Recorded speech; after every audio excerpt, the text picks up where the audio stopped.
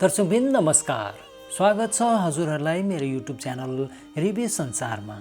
सदा चाहिँ आज पनि भुन्टी सिरियलको नयाँ रिभ्यू लिएर हजुरहरूमाझ फेरि पनि उपस्थित भइसकेका छौँ।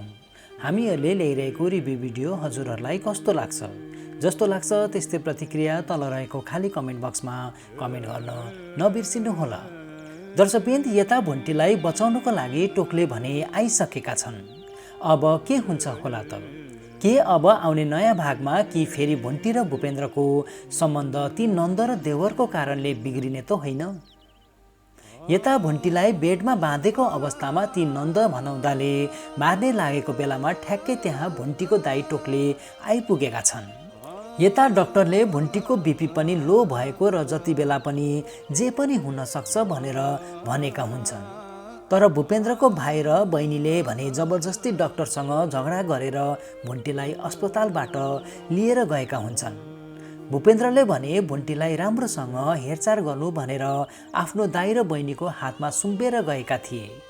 तर यता भीम र भूमिका मिलेर बिचारे भुन्टीलाई त्यस्तो अवस्थामा भएको बेलामा पनि बाँधेर राखेका छन्।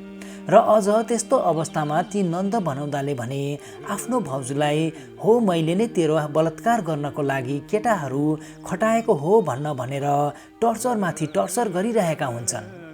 बिचारे भुन्टीको आमाको बारेमा पनि अशुभ शब्दहरू उनीहरूले बोलिरहेका हुन्छन्। र यता अन्तिममा भने भुन्टीलाई त्यस्तो स्थितिमा खाटमा बाँधिरहेको अवस्थामा ती नन्द भनाउँदाले मार्ने लागेको बेलामा ठ्याक्क भुन्टीको दाइ टोकले आइपुगेका छन्।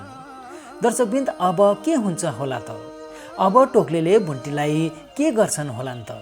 त्यो भने थाहा पाउनुको लागि त हामीहरूले अर्को भाग पर्खिनु नै पर्ने हुन्छ। तबसम्मको लागि मलाई पनि आज्ञा दिनुहोस्। नमस्कार, जय नेपाल।